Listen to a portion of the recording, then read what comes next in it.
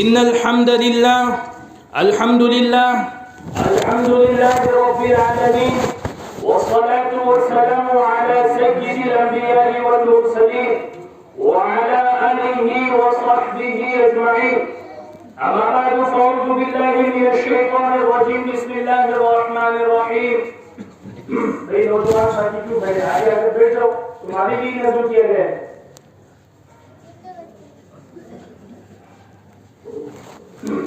نہ ماننے کا مادہ پیدا ہوا ہے لوگوں میں. اعوذ باللہ من الشیطان الرجیم. بسم اللہ الرحمن الرحیم. قال اللہ تبارک و تعالی فی کلامہ المجید كل نفس ذائقة الموت. وقال الله تبارك وتعالى في مقام آخر إذا جاء أجلهم لا يستأخرون ساعة ولا يستقدمون. وقال أينما تكونوا يدرككم الموت ولو كنتم في بروج مشيدة. وقال عليه الصلاة والسلام كن في الدنيا كأنك غريب أو عابر سبيل. وقال عليه الصلاة والسلام الدنيا مزرعة الآخرة.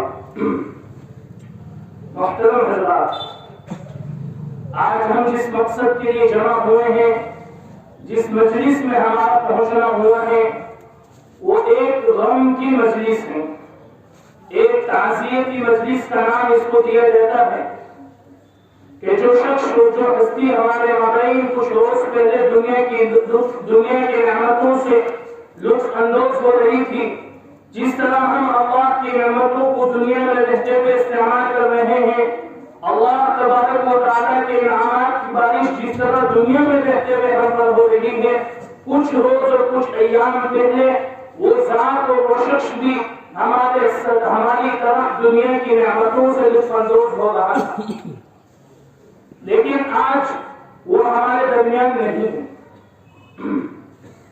کیونکہ اللہ تبارک و تعالیٰ نے فرمایا ہے کل نفس ذائقۃ الموت، ہر نفس کو موت کا مزہ چکھنا ہے.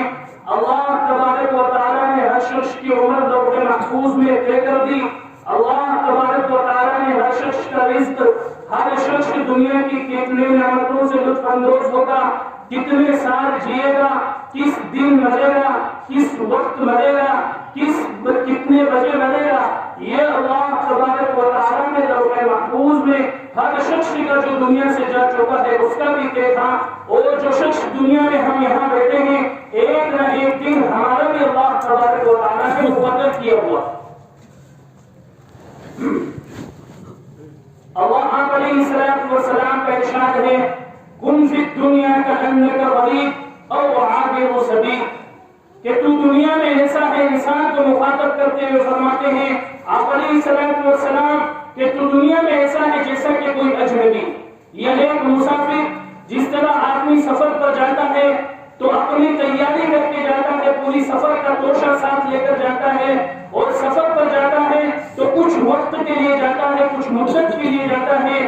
اسی طرح اللہ تبارک و تعالیٰ نے ہمیں بھی ایک مسافر کی طرح، ایک اجنبی کی طرح کچھ وقت اور کچھ مدت لے کر، کچھ سال لے کر دنیا میں بھیجا.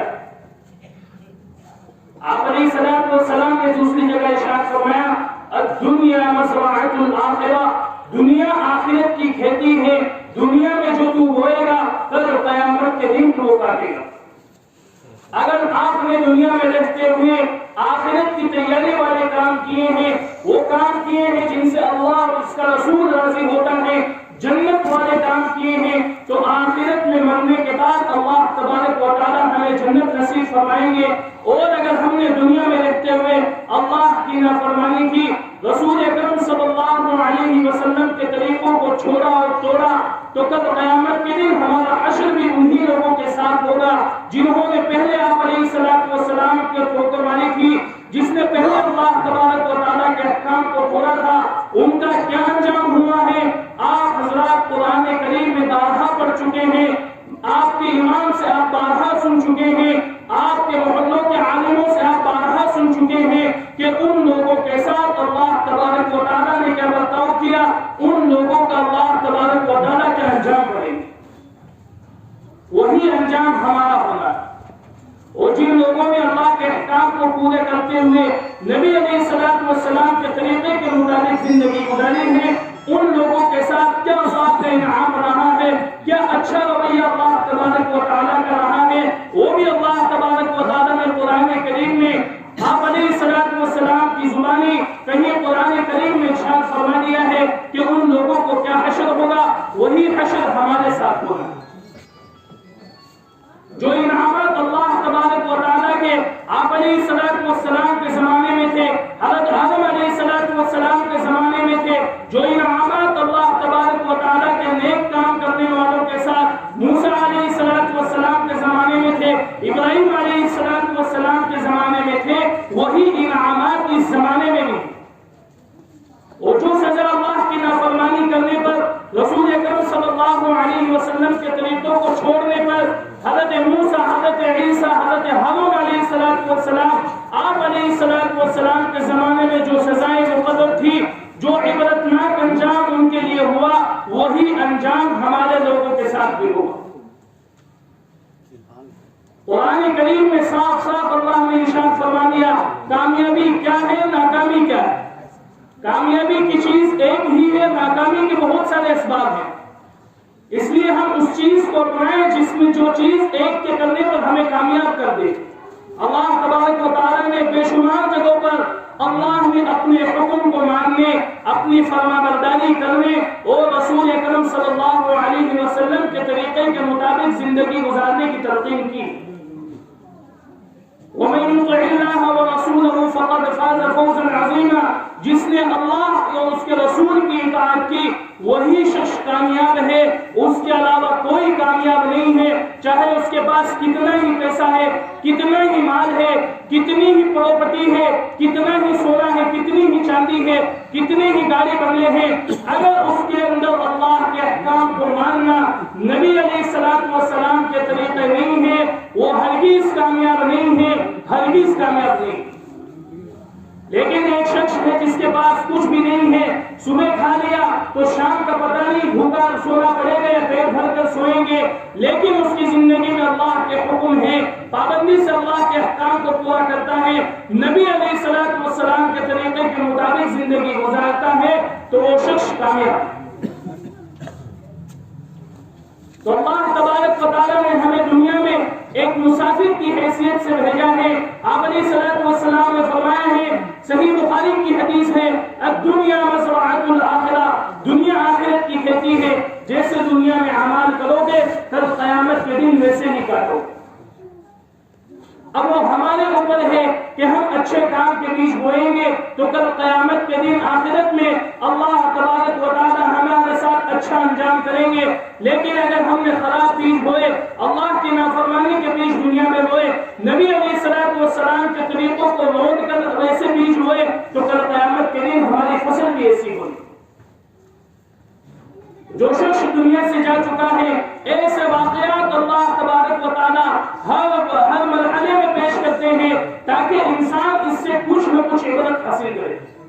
قرآن کریم میں اللہ نے جہاں بھی اچھا واقعہ یا برا واقعہ بیان کیا ہے، جن لوگوں نے اچھے کام کیے ان کے ساتھ اچھا سلوک، جن لوگوں نے برے کام کیے ان کے ساتھ عبرتناک انجام، یہ واقعات جہاں بھی اللہ تبارک و تعالی نے بیان کیے ہیں، اور آگے اللہ تبارک و تعالی نے الگ الگ تعبیرات میں فرمایا انما یتذکر اولو الالباب۔ یہ واقعہ بیان کرنے کا مقصد یہ ہے کہ اس واقعے سے عبرت حاصل کرے، اور جو شخص عبرت حاصل کرتا ہے اس واقعے کو دیکھ کر عبرت حاصل کرے گا کہ غلط کام کرنے والوں کا یہ انجام ہوا، غلط کام چھوڑ دے گا، اچھے کام کرنے والوں کا یہ انجام ہوا، اچھے کام کرنا شروع کر دے گا، تو اللہ تبارک و تعالیٰ اس کے ساتھ بھی یہی کرے گا۔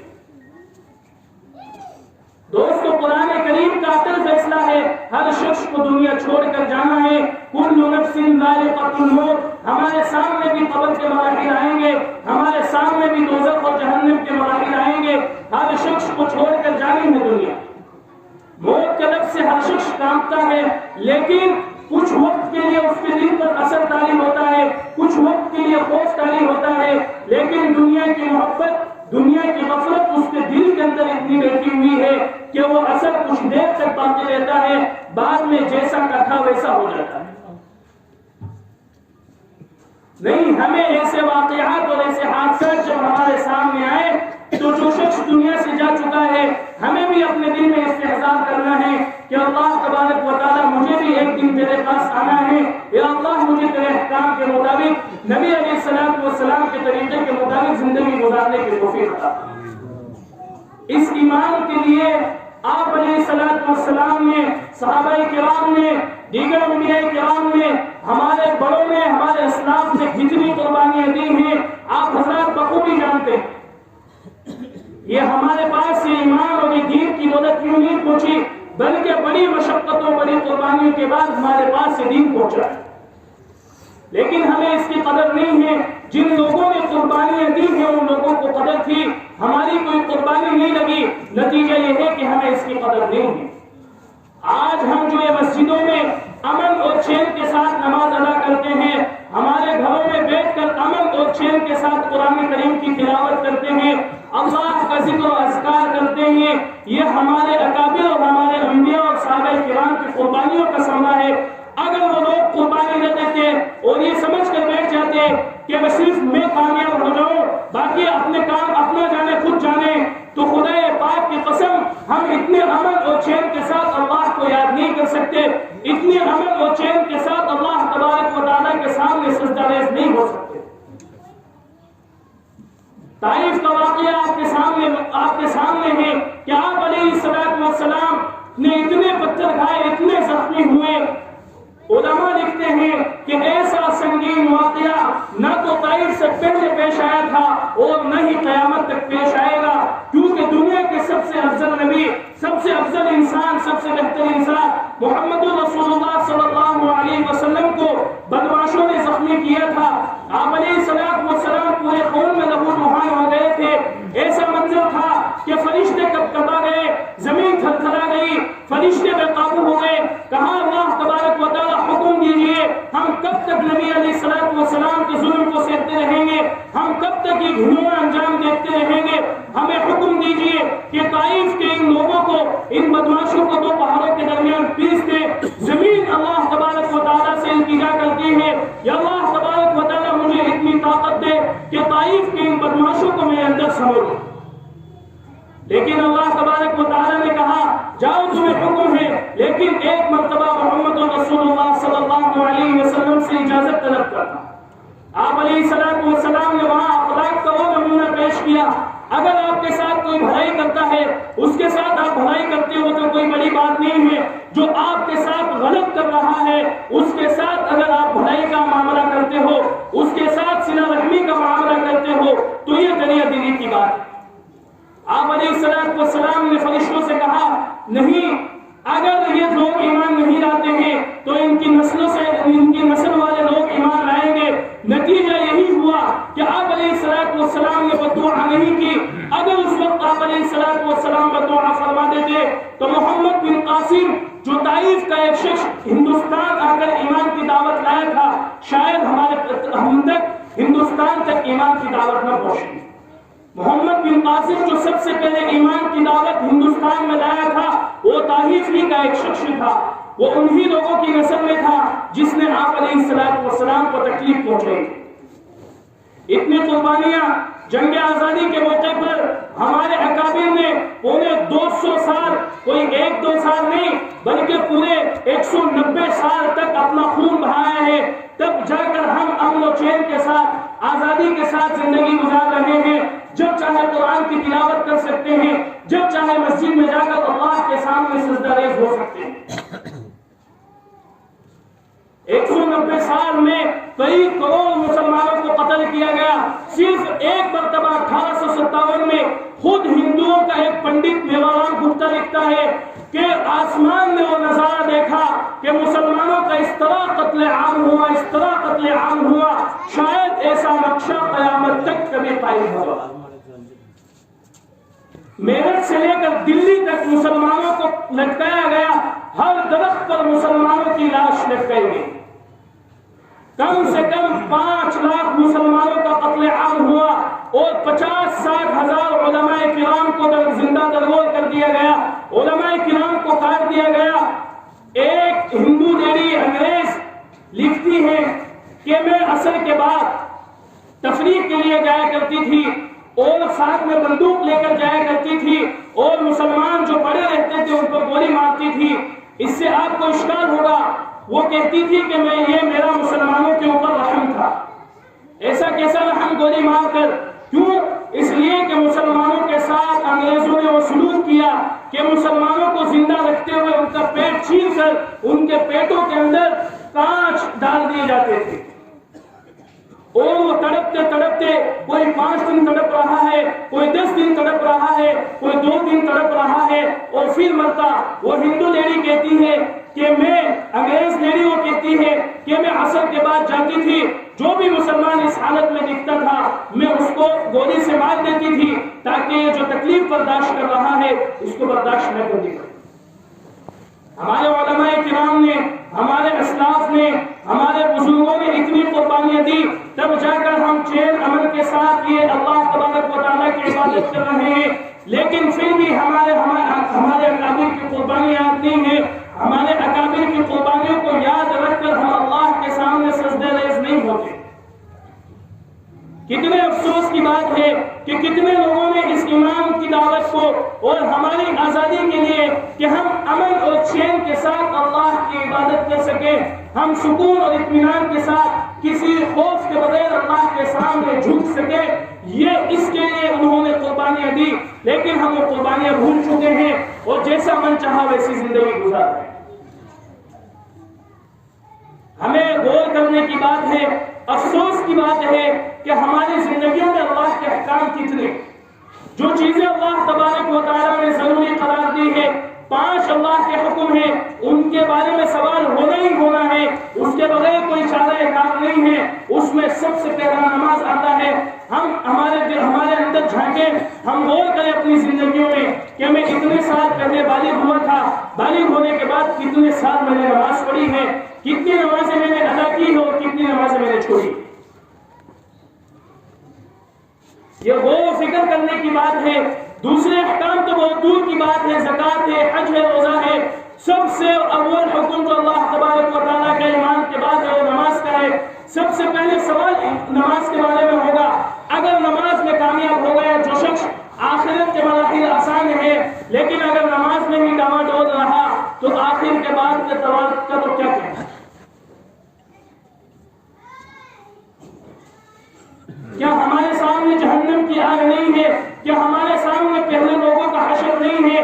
جب دنیا کی آگ ہم برداشت نہیں کر سکتے, گرمیوں میں دھوپ برداشت نہیں کر سکتے, تو جہنم کی آگ جو دنیا کی آگ سے 70 گنا تیز ہے, 70 گنا زیادہ بھیانک ہے, اس آگ کو ہم کیسے برداشت کر سکیں؟ وہاں ایسے ایسے اژدہے اللہ تبارک و تعالی ہم پر مسلط کریں گے. اللہ ہماری حفاظت فرمائے کہ ایسا اژدہا اور ایسا سانپ ہے کہ اگر دنیا میں زمین پر صرف ایک کونے پر پھونک مار دے تو قیامت تک پوری زمین پر گھاس نہیں اگے گی. وہ سانپ ایک نہیں, کئی سانپ اللہ ہم پر مسلط کریں گے, کئی بچھو اللہ تبارک و تعالی ہم پر مسلط کریں گے. اگر ہم موت کی تمنا کریں گے لیکن وہاں کوئی موت نہیں آنی ہے. جتنی اللہ تبارک و تعالی نے سزا مقرر کر دی وہ سزا کاٹنی ہی کاٹنی ہے. ذرا غور و فکر کر کے ہماری زندگیوں کو صحیح رخ پر لانے کی ضرورت ہے. آخرت والے اعمال کرنے کی ضرورت ہے. صحیح رخ پر لائیں گے تو ہی کامیابی ملے گی, صحیح رخ پر نہیں لائیں گے تو ناکامی ہے, ناکامی ہے. پہلے لوگوں کو بھی ناکامی تھی, اس وقت کے لوگوں کے لیے بھی ناکامی. آج ہم یہ سوچتے ہیں کہ مسلمان ہیں, اللہ سے امید ہے اللہ بخش لے گا. حضرت عمر رضی اللہ تعالی عنہ کے بارے میں آتا ہے کہ مجھے اللہ سے اتنا ڈر لگتا ہے, اتنا ڈر لگتا ہے کہ اگر کل قیامت کے دن یہ اعلان کر دیا جائے کہ پوری دنیا کے لوگ جنت میں جائیں گے, صرف ایک شخص جہنم میں جائے گا, تو حضرت عمر فرماتے ہیں اتنے سارے اعمال ہیں ان کے پاس, اللہ کے حکم کو پورا کرنے والے ہیں, ہر وقت اللہ کی عبادت اور اللہ کی یاد میں مست و مگن رہنے والے ہیں, لیکن اتنا بڑا آدمی جو امیر المؤمنین کے لقب سے یاد کیا جاتا ہے وہ بھی فرماتے ہیں کہ اللہ تبارک و تعالیٰ سے اتنا خوف ہے کہ کہیں وہ ایک شخص جہنم میں جانے والا میں نہ ہو. تو ہمیں ہمارے عمل دیکھنے ہیں, ان کے اعمال تو اتنے تھے کہ فرائض تو کیا نوافل بھی ان کی فوت نہیں ہوتی تھی، تہجد بھی ان کی فوت نہیں ہوتی تھی، پھر بھی اللہ تبارک و تعالیٰ سے اتنا ڈر تھا۔ لیکن ہمارے فرائض کا لادہ پڑا ہوا ہے، کوئی بھی فرض اللہ تبارک و تعالیٰ کا صحیح طریقے سے پورا نہیں کرتے، پھر بھی اللہ سے امید لگائے ہوئے ہیں۔ امید لگانا غلط بات نہیں ہے، اللہ نے فرمایا لا تقنطوا من رحمت اللہ، میری امید سے، میری رحمت سے نا امید مت ہوئیے، لیکن اس کے لیے ایسے قدم کرنے پڑیں گے، ایسے کام کرنے پڑیں گے، ایسے اعمال کرنے پڑیں گے کہ جس سے ہم اللہ تبارک و تعالیٰ سے امید لگا سکیں۔ ہم ایسے کام کریں گے تبھی وہ امید لگانا ہمارا نفع بخش ہوگا، ورنہ کوئی نفع بخش نہیں ہوگا۔ آدمی یہ نہ سوچے کہ میری زندگی اتنی چلی گئی، میں نے اتنی عمر اللہ کی نافرمانی میں گزار دی، اتنی عمر، میری عمر کا زیادہ تر حصہ گزر چکا اللہ کی نافرمانی میں۔ نا امید مت ہوئیے اللہ سے۔ اگر آج بھی آپ نے 50 سال پیچھے زندگی اللہ کی نافرمانی میں گزاری، لیکن اگر آج بھی آپ اللہ تبارک و تعالیٰ کے سامنے ایک آنسو بہا دیں گے تو اللہ تبارک و تعالیٰ معاف کر دیں گے۔ اللہ تبارک و تعالیٰ کو 70 ماؤں سے زیادہ پیار کرنے والے ہیں۔ اللہ تو چاہتا ہے کہ میرے بندے میری طرف لوٹیں، میرے بندے میری طرف متوجہ ہوں، میرے بندے مجھ سے معافی مانگے، میرے بندے میری عبادت کریں، چاہے وہ کسی بھی عمر کا۔ یہ نہ سوچیں کہ ہم نے اتنے بڑے بڑے گناہ کیے ہیں، نہیں، اللہ تبارک و تعالیٰ نے ہم سے بڑے بڑے گنہگاروں کو معاف کیا ہے۔ صرف توبہ کی، وقتی توبہ کا ارادہ کرنے پر ایک شخص 99 قتل کر چکا تھا، 99 قتل کرنے کے بعد اس کو احساس ہوا کہ نہیں، مجھے اللہ سے توبہ کرنی چاہیے، اللہ سے معافی مانگنی چاہیے۔ وہ کسی جاننے والے کے پاس گیا، اس سے کہا کہ میں نے 99 قتل کر چکے ہیں، کہ میری معافی کی کوئی امید ہے؟ وہ بیچارے کم جاننے والے تھے، انہوں نے کہا نہیں، تو بہت بڑا گنہگار ہے، اللہ تبارک و تعالیٰ تجھے معاف نہیں کریں گے۔ چنانچہ اس کو غصہ آیا اور اس نے اس آدمی کو بھی قتل کر دیا، پورے 100 قتل ہو گئے۔ اس کے بعد کسی شخص نے کہا کہ فلاں گاؤں میں ایک آدمی رہتا ہے، ایک عالم رہتے ہیں، ان کے پاس جاؤ، وہ آپ کو اس کا حل بتائیں گے۔ چنانچہ وہ سفر کرنے کے لیے روانہ ہوتا ہے، جب جاتا ہے تو راستے میں اس کا انتقال ہو جاتا ہے۔ چنانچہ موت کے فرشتے آتے ہیں، روح قبض کر کر لے جاتے ہیں۔ اب اچھے اور نیک فرشتے دونوں آتے ہیں۔ اچھے فرشتے کہتے ہیں کہ ہم اس کو لے کر جائیں گے، اس کا ٹھکانہ جنت ہے، اور جو جہنم پر مسلط فرشتے ہیں وہ کہتے ہیں ہم اس کو لے کر جائیں گے، اس کا ٹھکانہ جہنم ہے۔ چنانچہ اللہ تبارک و تعالیٰ کی بارگاہ میں مقدمہ پیش ہوتا ہے۔ اللہ تبارک و تعالیٰ ارشاد فرماتے ہیں کہ جس بستی کے جتنا قریب ہے، اگر جس بستی سے نکلا ہے، جس بستی میں اس نے 100 قتل کیے ہیں، اگر اس کے زیادہ قریب ہے تو اس کو جہنم میں لے جاؤ، اور اگر جس شخص کے پاس جا رہا تھا توبہ کرنے کے لیے اس بستی سے زیادہ قریب ہے تو اس کو جنت میں لے جاؤ۔ چنانچہ کتابوں میں علماء نے لکھا ہے کہ وہ اس بستی سے جس طرف عالم رہتے تھے اور توبہ کرنے کے ارادے سے جا رہا تھا، وہ بستی اس سے دور تھی اور اس بستی کے قریب تھا، لیکن اللہ تبارک و تعالیٰ نے زمین کا حکم دیا، زمین تنگ ہو گئی اور وہ جس بستی کی طرف جا رہا تھا وہ بستی کم ہو گئی، جس بستی سے نکلا تھا وہ بستی زیادہ ہو گئی۔ چنانچہ جنت والے فرشتے لے گئے اس کو۔ اللہ تبارک و تعالیٰ نے صرف ابھی توبہ نہیں کی ہے، دل میں شرمندگی ہوئی، احساس ہوا کہ میں نے غلط کام کیا ہے، عین وقت پر اللہ تبارک و تعالیٰ نے توبہ نہیں کی، پھر بھی اللہ نے اس کو بخش دیا۔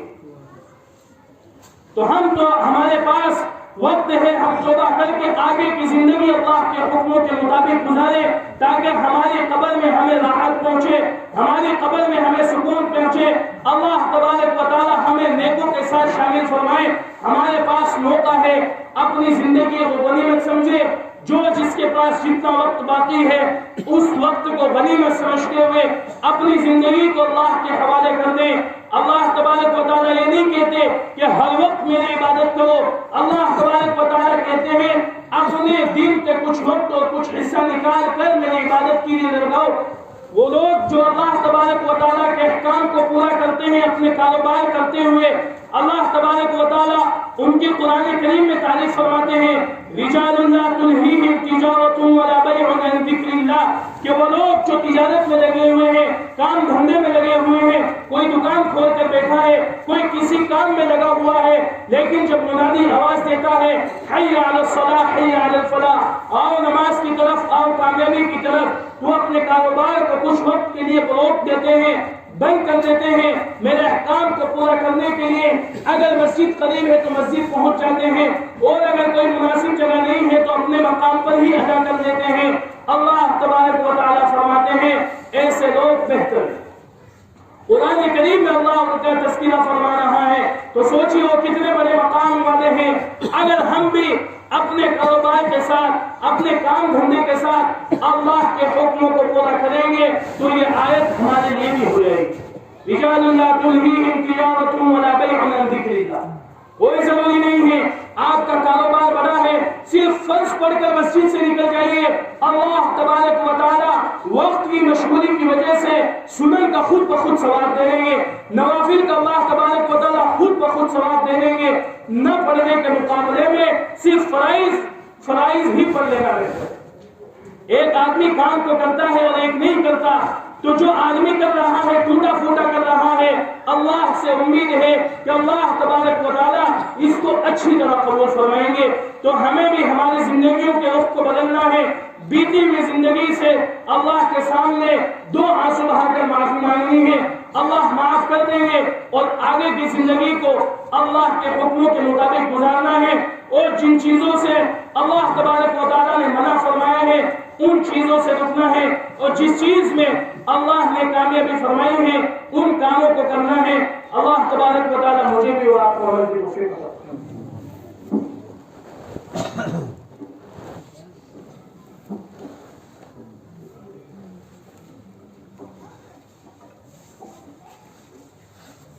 الحمد لله